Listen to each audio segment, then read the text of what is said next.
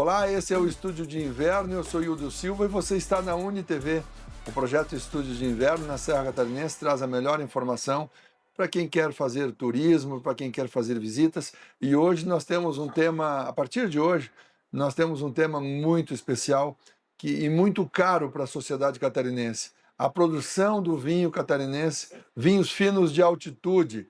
Nós vamos conversar agora com Saul Paulo Bianco, proprietário, idealizador, um sonhador que botou o pé na região e produz hoje vinhos muito qualificados na Leone de Venezia.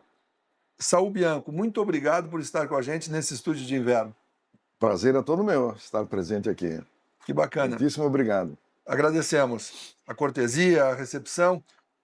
Conta pra gente, é um sonho antigo produzir vinho na Serra Um Catarinense. sonho muito antigo ainda, está no DNA da família praticamente. A história começa na Itália, com os meus bisavós que migraram para o Brasil, da região de Caxias do Sul, Rio Grande do Sul, na grande época migratória, né, italiana. E eles eram agricultores lá na Itália e trouxeram todas as tradições italianas e também produziam uva e elaboravam vinho naquela região. Eles trouxeram a cepa da parreira? Eles trouxeram ou não? Trouxeram algumas que já plantavam lá, muitas não deram certo, mas depois se adaptaram com essas variedades americanas, né, que depois ficou o tradicional do vinho de mesa, que ainda é hoje o vinho de mesa lá na região. Na Serra Gaúcha. E meu avô era criança ainda e veio junto. Então, meu avô já fez toda a formação dele, a criação em Caxias do Sul, e montou um parreiral depois para a família, onde fazia o vinho todo ano, e ele fazia pipas também, pipas de vinho. O barril? O barril, as barricas, pipas. Com a madeira local. A madeira local. Naquela época fazia com grápia, gaberuva, araucária, né? Eram as madeiras mais adequadas para aquela época.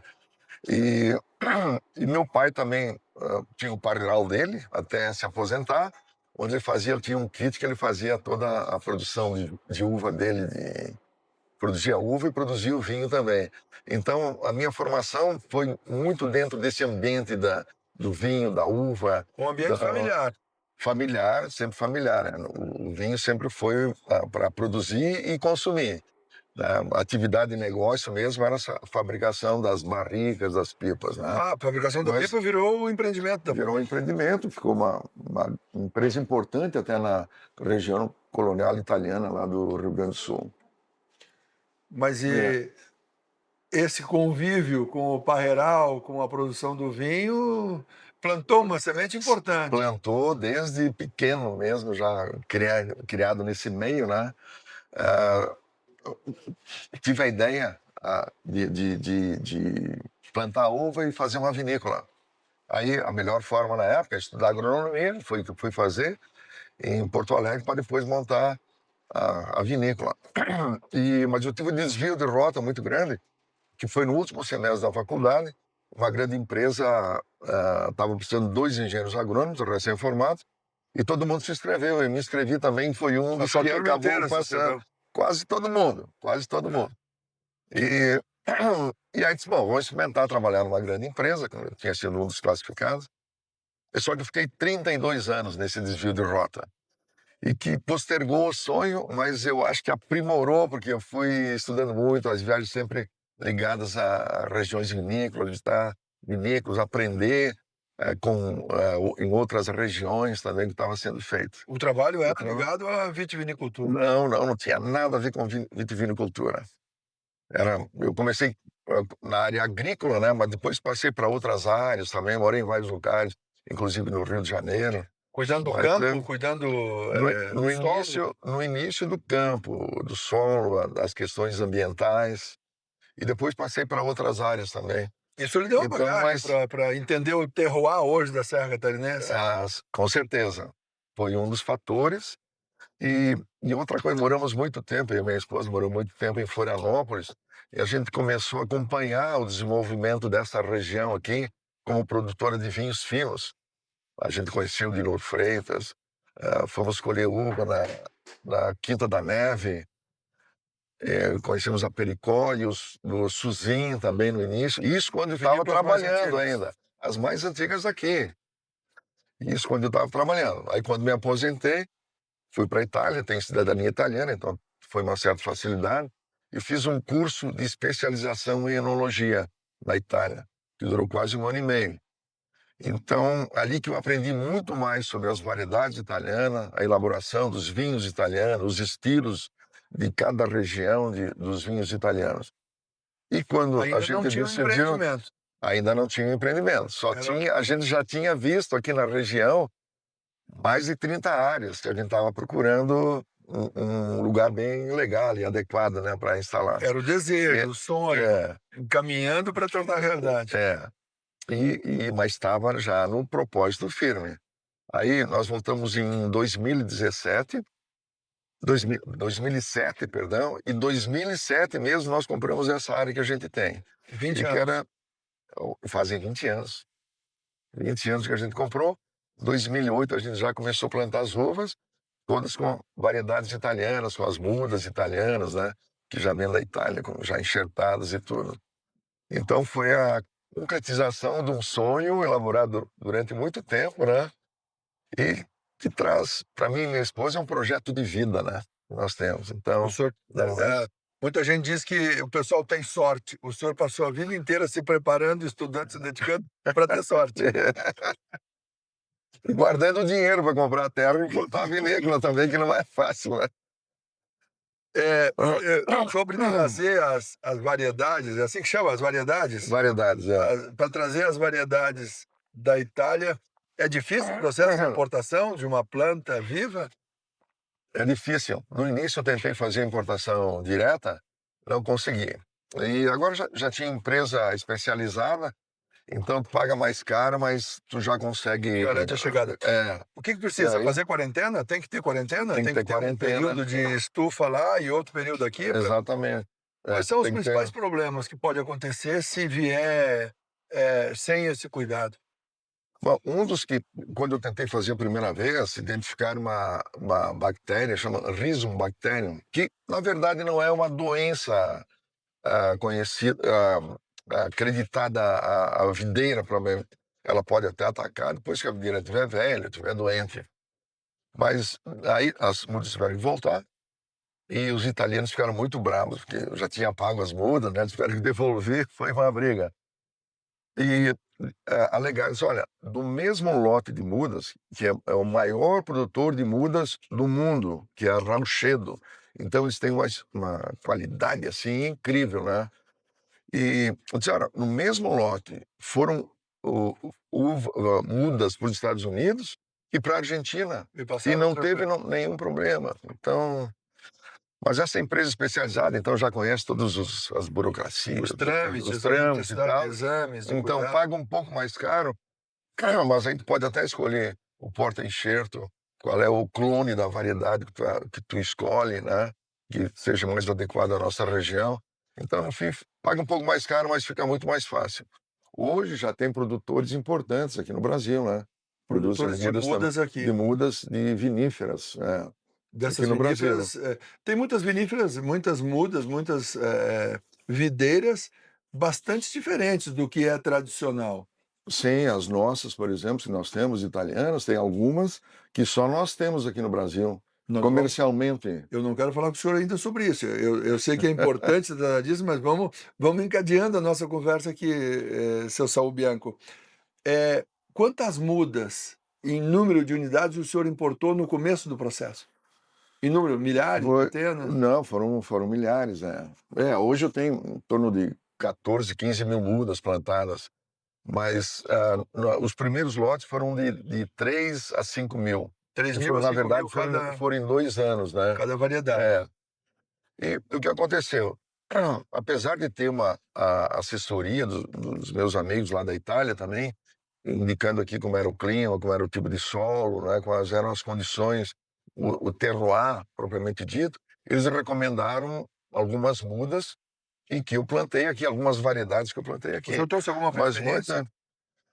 no início eram meio todas para experiência, porque não tinha Tudo era ainda experiência. um trabalho nessa região com com as uvas italianas especificamente, né? Depois até a Ipagre instalou um experimento bem importante com mais de 30 variedades italianas e que ainda hoje tem aqui na Ipagre, em São Joaquim. Então ali também deu para aproveitar, os dados estavam vindo desse experimento.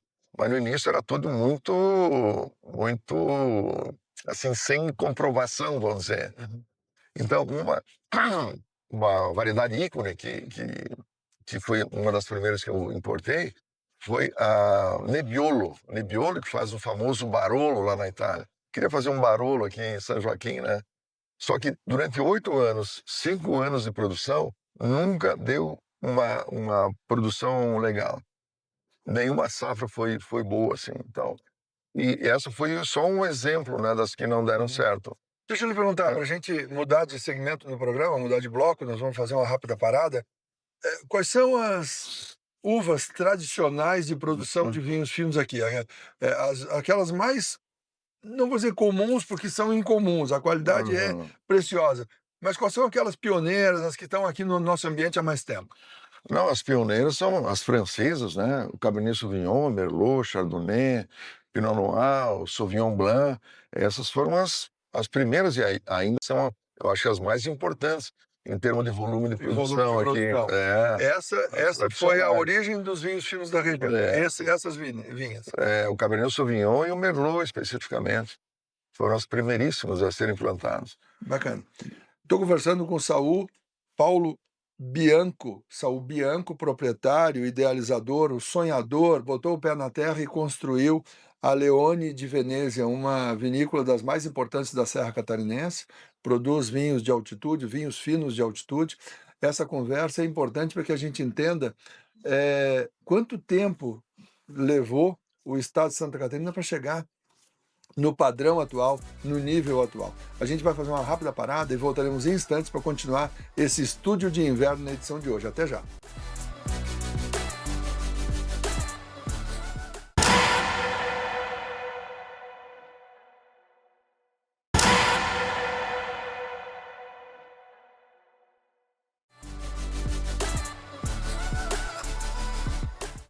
Muito bem, já estamos de volta. O tempo de parada é bastante curto e há o desejo nosso de continuar essa conversa aqui com o Saul Bianco, Saul Paulo Bianco, da Leone di Venezia. Saul, eu acho que vale uma explicação, uma informação sobre por que esse leão alado ser o símbolo, né, um leão veneziano, o leão de Veneza, ser o símbolo deste empreendimento na Serra Catarinense, no Brasil. De onde é que surgiu, né? De onde vem? Então, a origem já vem da Itália, né? Meu avô nasceu bem pertinho de Veneza, em Vicenza, e já tinha essa tradição de São Marco, a fé em São Marco também, né? E quando eu morei na Itália, a gente morou muito próximo também de Veneza, em Treviso, que é bem pertinho, então eu senti muito mais essa força do leão, a importância que ele tem, que é o símbolo de Veneza, do Vêneto, né? E esse símbolo forte mesmo.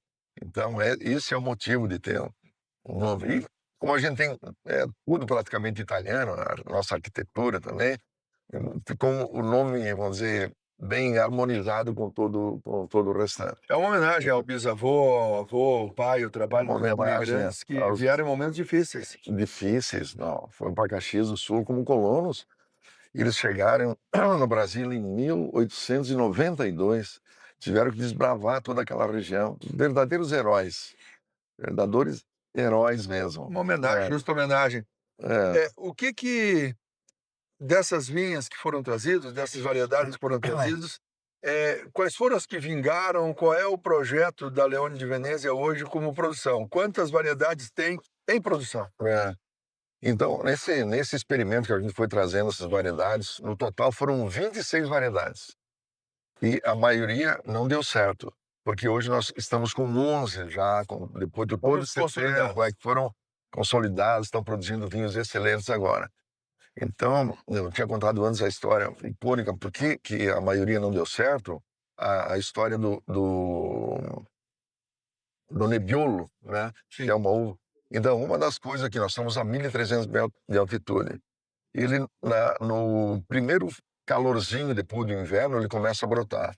Aí dá essas geadas tardias, que é um dos nossos problemas aqui, e acaba matando toda, Talvez a terra do queima Marcos toda. possa dar certo.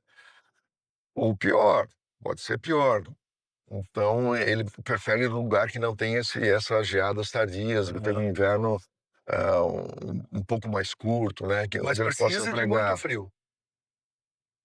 Ele precisa de frio no inverno, mas não quando começa a Não fora, esquentar. É. E a maioria das variedades foi justamente por causa desse frio, ou elas não completavam bem a maturidade, ou a fecundação delas não era muito legal, e a produção era pequena. E então esse foi o maior motivo delas não terem se adaptado aqui à nossa altitude. São uvas muito difíceis essas, né? Vamos porque deu certo.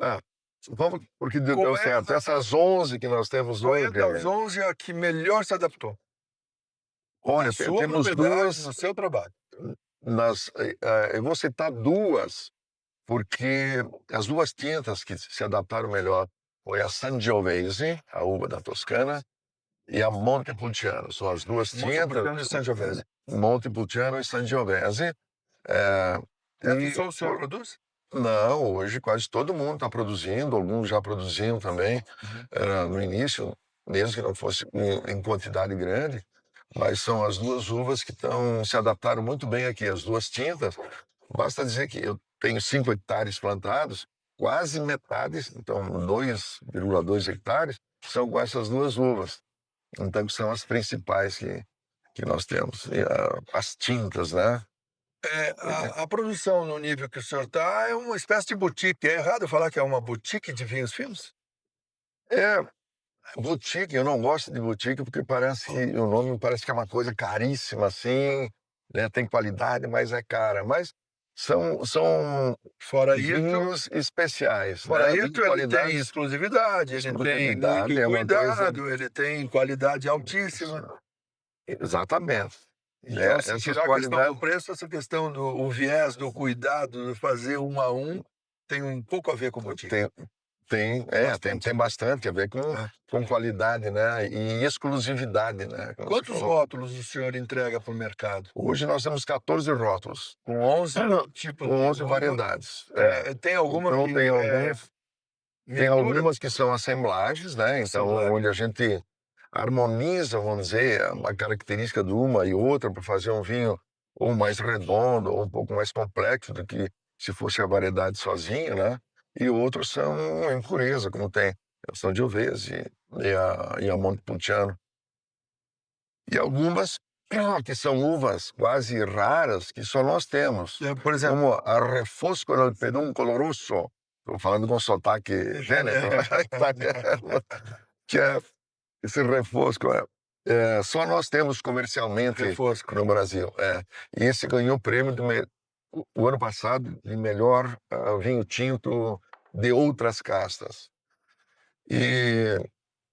Mas são 600, 900 garrafas por safra. Então, é uma coisa muito pequena. Conta para mim como é que é uma safra. Agora nós estamos no inverno, as parreiras estão todas podadas. Virá a brotação, virá a floração e o fruto. E o fruto, A produção já começa agora, já começou na poda. Conta pra gente, a partir disso, como é que funciona a maturação, o amadurecimento no pé, a quantidade de açúcares, como é que funciona? Não, a gente começa uma a dizer ciência. que a safra 27 está começando agora, que é quando a gente faz a poda. Elas descansaram, já estão descansando. Semana que vem a gente já deve começar a poda também. Então aí já começa a preparação para a safra 27, a próxima safra. Então ela vai começar a brotar, nós vamos ter que cuidar, vão sair os cachinhos, né? Vai crescer, vai mudar de cor, vai amadurecer e nós vamos colher. A gente começa a colher em março, abril. Já colhemos até em maio algumas variedades, dependendo de como vai a safra, né? Aqui tem uma tardia.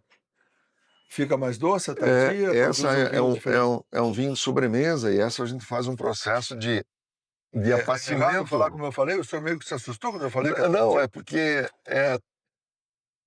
tardia. A colheita tardia? Colheita tardia geralmente quando se deixa mais tempo amadurecendo no parreiral. Porque gera mais né? açúcar.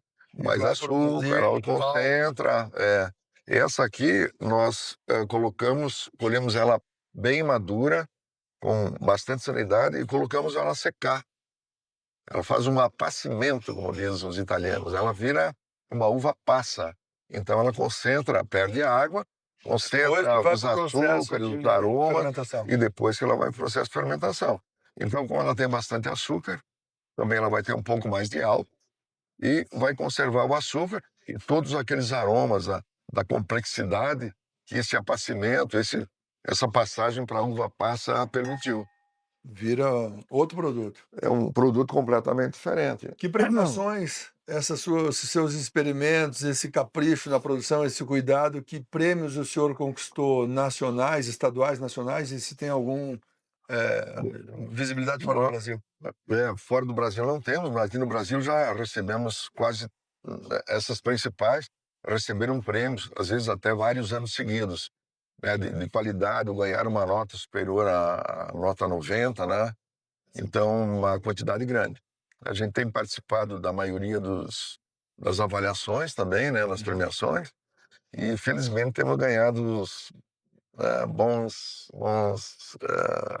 prêmios e o reconhecimento, vamos dizer, O reconhecimento é avaliação. importante. E chegar ao público depois, já envasado, já Embasado engarrafado. na qualidade. Uma preocupação que nós temos também é que a gente faz, na maioria das variedades, o nosso selo, a gente consegue o selo da indicação geográfica, que é um fator importantíssimo para... Vinho vindo de altitude tem indicação geográfica. Tem indicação geográfica, mas para que tu receba o selo, a vinícola receba o selo, ou a caça, tem que seguir uma série de regras que vão desde o campo, da quantidade produzida, da forma como é produzida, e depois como ele é elaborado também, e a qualidade final dos padrões. Então tem das variedades indicadas, tem que ser acima de 900 metros, tem toda uma série de regras que depois é avaliado, esses vinhos são avaliados tanto quimicamente em laboratório, como sensorialmente também, fazendo uma avaliação sensorial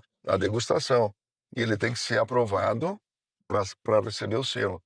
Então, uma coisa importante, eu acho que nós ainda não estamos aproveitando muito esse reconhecimento. Eu vejo em outras áreas, Itália, França, quando tem, fazem uma festa muito grande, e isso faz com que valorize o vinho e o consumidor reconheça que é um vinho que tem uma qualificação ou seguir uma regra diferente para ter esse reconhecimento. Então, eu acho que é importante, eu acho que a gente tem que se preocupar mais com valorizar mais esses selos das indicações geográficas que nós temos. Bacana. Eu teria aqui uma série de outras perguntas, dá para fazer uma entrevista aqui, dá para falar com o senhor sobre vinho, pelo conhecimento, a manhã inteira, mas nós não temos esse espaço. Fico muito agradecido pela sua gentileza de vir aqui prestar esse esclarecimento, falar da produção, do carinho que o senhor tem por essa produção. Muito obrigado pela sua participação no Inverno na edição de hoje. Eu que agradeço muitíssimo. Obrigado mesmo por poder participar e falar um pouquinho da Leone de Veneza e dos vinhos aqui da Serra Catarinense. Que bacana, muito obrigado. E obrigado a você que acompanhou a edição de hoje do Estúdio de Inverno. Continue com a nossa programação e até o nosso próximo encontro.